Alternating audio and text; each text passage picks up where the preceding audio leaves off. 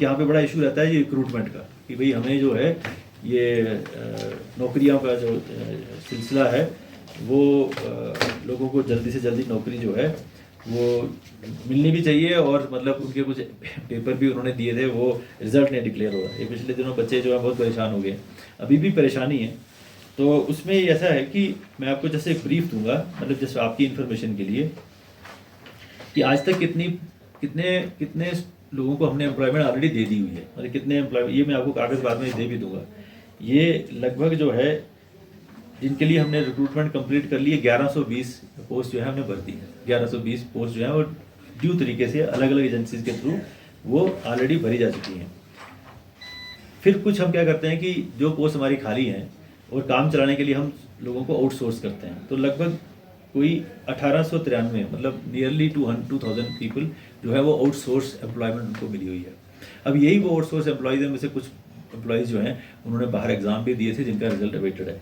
और तीसरी चीज़ जो है, जो डिस्ट्रिक्ट्स को हमने रेफ़र किए हैं, लगभग DSSRBs को 1230 पोस्ट और हमने रेफ़र किए हैं, मतलब करगिल में भी रेफ़र किए हैं, यहाँ भी रेफ़र किए हैं, जिनकी रिक्रूटमेंट करने की जो अथॉरिटी है वो डिस्ट्रिक्ट रिक्रूटमेंट बोर्ड को है। तो उन्होंने उसका कार्रवाई जो है वो ऑलरेडी शुरू की है एडवर्टाइजमेंट करके। इस वक्त वो डॉक्यूमेंट वेरिफिकेशन कर रहे हैं, तो हम सोच रहे हैं कि जल्दी 1-2 महीने के अंदर वो रिजल्ट भी उन बच्चों के आ जाएंगे जो डिस्ट्रिक्ट लेवल की पोस्ट हैं। फिर जो इस वक्त इशू जो ज़्यादा आ रहा है वो पोस्ट है, लगभग जो हमने 797 करीब जो पोस्ट हमने भेजी थी स्टाफ सिलेक्शन कमीशन को। तो जब स्टाफ सिलेक्शन कमीशन को ये पोस्ट हमने मई 2021 में उन्होंने उसकी एडवर्टाइजमेंट की थी, हमने तो ये पोस्ट उनको भेज दी थी दिसंबर 2021 को। दिसंबर 2021 को हमने उनको पोस्ट भेज दी, तो उन्होंने उसकी एडवर्टाइजमेंट जो है वो मई में कर दी, नेक्स्ट ईयर 22 में। तो जब वो एडवर्टाइजमेंट उन्होंने की, बच्चों ने फॉर्म भरे। तो जब उन्होंने बच्चों ने फॉर्म भरे तो उसमें क्या हुआ, मान लीजिए 797 पोस्ट के अगेंस्ट हमारा अंदाज़ा ये है कि कोई 25,000 बच्चों ने फॉर्म भरा होगा, ठीक है, या 24,000 बच्चों ने फॉर्म भरा होगा। तो उसमें से लगभग 750 बच्चों ने, या 760 या 770 इतना रख लो, 750 बच्चों में के जब फॉर्म, क्योंकि फॉर्म ही सारे ऑनलाइन भरे जाते हैं, तो SSC ने कहा कि ये जो 750 बच्चों ने फॉर्म भरे हैं इनमें कुछ डिफिशेंसीज हमें नज़र आ रही हैं। तो डिफिशेंसी इस नेचर की हैं कि जैसे फ़ोटोग्राफ जो है क्लियर नहीं है, या फोटोग्राफ में उसने चश्मा लगाया हुआ है, या जो उसका बैकग्राउंड जो है जहाँ उसने फ़ोटो लिया है वो वाइट नहीं है। क्योंकि कुछ सुप्रीम कोर्ट ने कुछ गाइडलाइंस बनाई हैं कि ऑनलाइन एप्लीकेशन जब आप एक्सेप्ट करेंगे तो ऐसे ऐसे होना चाहिए मिनिमम। तो आजकल आपने देखा होगा कि अगर कहीं भी आप जाते हैं, जैसे आपका सिम अगर चेंज करना है या कुछ करना है, तो वो जो सर्विस प्रोवाइडर वो आके आपका फ़ोटो घर में लेता है, 5-10 बार क्लिक करता है लेकिन फ़ोटो क्लिक नहीं होता। वो कहता है जी ये फ़ोटो क्लिक नहीं हो रहा है, आप इस दीवार पे तो चले जाओ। फिर वो एक पर्टिकुलर जब उसको लिमिनासिटी मिलती है तब फ़ोटो क्लिक होता है। तो इसी तरह उन्होंने कुछ गाइडलाइन बनाई कि आप फ़ोटो का ऐसे ऐसे होना चाहिए फ़ोटो। तो SSC ने कहा कि ठीक है, ये 750 बच्चों का जो है हम इनको एडमिट कार्ड नहीं देंगे, क्योंकि इनका एप्लीकेशन फॉर्म जो है वो हमारे नॉर्म्स के मुताबिक जो है वो नहीं है। ये बच्चे जो है एग्री होके चले गए कैट में, मतलब कुछ बच्चे कैट जम्मू में चले गए, कुछ कैट श्रीनगर में चले गए। तो कैट ने जब सुनी उनकी बात तो उन्होंने कहा कि आपने इन बच्चों को अपॉर्चुनिटी देनी थी कि ये अपना अच्छा वाला फ़ोटो भेज देते, क्योंकि यहाँ तो ऑनलाइन जो सिस्टम है वो इतना स्ट्रांग नहीं है लद्दाख के अंदर, तो आप इनको चांस देना चाहिए था। फिर उन्होंने कहा कि जब तक हम ये केस सुन रहे हैं, ये कैट का फैसला है, कैट ने उनको ऑर्डर दिया जब तक हम ये केस सुन रहे हैं, आप फिलहाल इन बच्चों को एडमिट कार्ड इशू कर दीजिए और उनका एग्ज़ाम कर लीजिए। तो उन्होंने उनको pending the matter in the CAT interim direction जो कैट की आई, उस बेसिस पे SSC ने उनको एडमिट कार्ड भी दे दिया, उनका एग्ज़ाम भी ले लिया।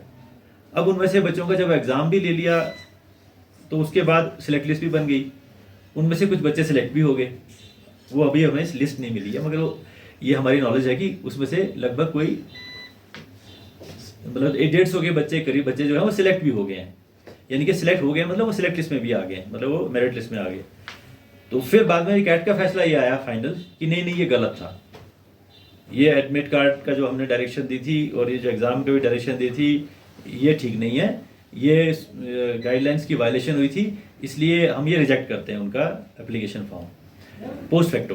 तो इससे एग्री होकर बच्चे डबल बेंच में चले गए कि हमने तो डबल बेंच में ऑनरेबल हाई कोर्ट के डबल बेंच ने फैसला दिया 13 जून को कि आपने इनको एडमिट कार्ड भी दे दिया था, आपने इनका एग्ज़ाम भी ले लिया है, अब ये सिलेक्ट लिस्ट में भी आ गए हैं, तो अब ये कोई ग्राउंड नहीं है कि आप ये कहें कि अब ये जो है वो हम उसको रिजेक्ट करेंगे। उन्होंने डायरेक्शन दी कि आप सबका रिजल्ट निकालो, इनका रिजल्ट निकाल दो। तो जब ये फैसला अनाउंस हुआ तो हमें भी बहुत रिलीफ मिला एज एडमिनिस्ट्रेशन, क्योंकि हमारी पोस्टें खाली पड़ी हैं। हमारे को तो इतनी ज़रूरत है इस वक्त हमारे इन पोस्ट को भरने की सबसे ज़्यादा ज़रूरत है। हमारी एडमिनिस्ट्रेशन जो है तभी इफेक्टिव हो पाती है जब हमारी वेकेंट पोस्ट जो है वो फिल हो जाएं विद द रेगुलर एम्प्लॉइज़। तो हमको जब हमने लगा ये तो बहुत अच्छा फैसला आया है डबल बेंच हाई कोर्ट का, तो हमने एसएससी के चेयरमैन साहब को लिखा कि प्लीज़ आप ये जो ऑनरेबल हाई कोर्ट का फैसला है हम इससे पूरे एग्री करते हैं, ये बहुत अच्छा ऑर्डर है, रीजनेबल ऑर्डर है, हम पूरी तरह से एग्री करते हैं, आप इसको इम्प्लीमेंट कर दीजिए। आप उन्होंने कहा था कि आप इनका रिजल्ट डिक्लेयर कर दीजिए, तो हमने कहा आप इन बच्चों का रिजल्ट डिक्लेयर कर दीजिए। ये हमने उनको 20 जून को लिख दिया। तो उसके बाद मीटिंग हमारी हुई, मतलब होम सेक्रेटरी साहब की मीटिंग हुई एसएससी के चेयरमैन के साथ। तो वहाँ ये हमने कहा कि अब ये हमने इनको लिखा हुआ कि आप हमें रिजल्ट डिक्लेयर कर दीजिए इन बच्चों का जो मेरिट लिस्ट में आ गए, ताकि ये अपना अपॉइंट ज्वाइन कर लें। तो उन्होंने कहा नहीं, हमारा जो इसमें जिन बच्चों के था तो कुछ इशू था, हम उनका तो अभी नहीं डिक्लेयर कर सकते, हम उनके लिए तो सोचेंगे कि हम इस ऑर्डर को चैलेंज करेंगे। लेकिन जिन बच्चों का तो कोई भी मतलब इशू नहीं था, यानी कि जिन्होंने फॉर्म भी बिल्कुल परफेक्टली ओके भरे थे और जो एग्ज़ाम दे के जो मेरिट लिस्ट में आए थे, तो उनका तो कोई इशू नहीं है, तो हम उनका रिजल्ट डिक्लेयर कर देंगे। तो हमने वो वेरीफाई करने के बाद उनसे उस मीटिंग होने के बाद फिर भी मैंने दोबारा जो मेंबर सेक्रेटरी जो है वहाँ के उनसे बात की, कहना मैंने कहा बच्चों को हम ये एश्योरेंस दें, इससे पहले मैं आपको फिर पूछ रहा हूँ कि क्या हम ये बच्चों को एश्योरेंस दे सकते हैं कि आप ये जून की बात है, क्योंकि 20-21 जून की बात है, 21 जून को ये होता, मैंने कहा हम ये बच्चों को एश्योरेंस दे दें कि आप ये रिजल्ट डिक्लेयर कर देंगे आप, क्योंकि वो बहुत परेशान हो रहे हैं। तो वो कहते हैं हाँ ये sure you can go ahead, आप ये बता सकते हैं उनको। तो हम जो है कुछ 21 बच्चों की या 49 बच्चों की हम लिस्ट अभी 18 कैटेगरीज में शायद हम डिक्लेयर करने वाले हैं। तो ये तो कुछ दिन की बात है, बाकी आस्ता आस्ता बाकी लिस्ट भी आती रहेंगी, क्योंकि इसमें कुछ प्रोसीजर होता है वो फॉलो करना पड़ता है, केस बनाने पड़ते हैं। तो उसके बाद हम इनका भी रिजल्ट जो है, तो मैंने कहा आउटर डेट क्या है, जब तक आप इन सारे बच्चों का दे देंगे, उन बच्चों का जिनका कोई इशू नहीं है, जिनका तो इशू है वो उसके लिए आप फैसला ले लें अगर आपको। पर हम तो कहते हैं कि उनको भी कर दो, लेकिन अगर आपने कुछ करना है तो आप अपने लेवल उन बच्चों को छोड़ दीजिए, ये वाला तो कर दीजिए। वो कहते हैं हाँ ये इनका हो जाएगा। तो वही हमने आपके थ्रू मीडिया में दे भी दिया कि भाई this list will be declared. एक लिस्ट तो आ गई, मतलब पहली लिस्ट उन्होंने भेज दी, वो इंटरनेट पे आई, मतलब आज हमें कागज अभी तक नहीं आया कोई, अगर वो इंटरनेट पे आ गई, बच्चे खुश हो गए कि भाई ठीक है ये जिन 49 बच्चे या जितने 41 बच्चे होते 18 कैटेगरीज पोस्ट थी, तो उसमें वो आ गए। अब हम दूसरी पोस्ट का वेट कर रहे हैं कि भाई अब दूसरी लिस्ट कब आ रही है। तो फिर हमने उनसे पूछा कि अब आप दूसरी लिस्ट कब आ रही है, बच्चे बहुत परेशान हो रहे हैं, चलिए ये तो कह ही रहे हैं कि भाई आप हमारा रिजल्ट क्यों डिक्लेयर नहीं कर रहे हो। तो फिर हमने उनको कहा कि आप, वो कहते हैं नहीं अब हमारा कुछ लीगल एडवाइज़र जो हमारा है उसने ये कह दिया है कि अगर आप इनका भी जो गुड बॉयज़, मतलब जिन्होंने जिनका कोई कसूर ही नहीं है, जो इस गेम में है ही नहीं, अगर इनका भी अगर रिजल्ट करोगे तो आपका वो वाला केस भी वीक हो जाएगा। ये मुझे मेंबर सेक्रेटरी एसएससी कहते हैं। मैंने कहा इसका तो कोई लॉजिक ही नहीं है, मतलब उनका तो केस ही नहीं है, वो तो कोर्ट में गए ही नहीं है, तो वो उनका भी क्यों रोकते हैं आप, फिर कैसे रोक सकते हैं। तो बोले नहीं ये हमारा ये है, तो हम ये जो है this is how it is. So then after that the issue has been taken up at the higher levels. So we are very hopeful. हमने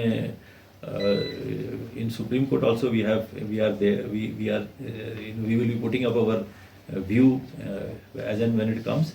But हमारी उम्मीद ये है कि जल्द से जल्द जो है इन बच्चों को इनके रिजल्ट जो है वो डिक्लेयर हो जाएंगे. So we are very hopeful and we are very much concern कि ये जो है ये इनके बच्चों के रिजल्ट निकलने चाहिए, बिकॉज ये तो बच्चों की तो नीड है ही, उनका तो एम्प्लॉयमेंट का मसला है, उनके करियर का मसला है. लेकिन हमारा ये है कि we are in such a dire need of employees because we are running our system only with say 30% of the people, or in some cases 20% of the people. You can't run an administration with such a thin strength and with such a huge vacancy. It is not possible. तो इसलिए हमारी तो बहुत ज़्यादा ज़रूरत है कि ये बच्चे जो है इनका लिस्ट जो है जल्द से जल्द जो है एसएससी से डिक्लेयर करें. We are taking up the matter with them. I am very hopeful that something positive will come and these results will be declared, at least for the boys who were not in the court, who had done nothing wrong, whose forms were perfect and who have who have made it to the merit list. So now we are, we are very hopeful that, but these boys have been coming to us. Yesterday I also had a meeting with them. I told them that we are more concerned than you are concerned, but we are equally concerned. हमारा भी तो उतना ही ज़्यादा ये है, क्योंकि हम भी we are also suffering because we need you. We sent it to the SSC as a recruitment agency. It's a third person. We wanted you to be employed, but we can't pick you up like this. So we have to go through a recruitment agency. So now they have done it, and we are happy that they have made some select list. And we have asked them that no, you send them to us. We as an employer want to employ them. So it is between you are the employee, prospective employees, we are the employers. We both need the same thing, and we are both on the same line. Now the third person, who is the recruiting agency, they have some issue, so we are taking it up with them. So maybe some positive thing will come out of it, and then you should not bother. So yesterday I had a detailed meeting with them.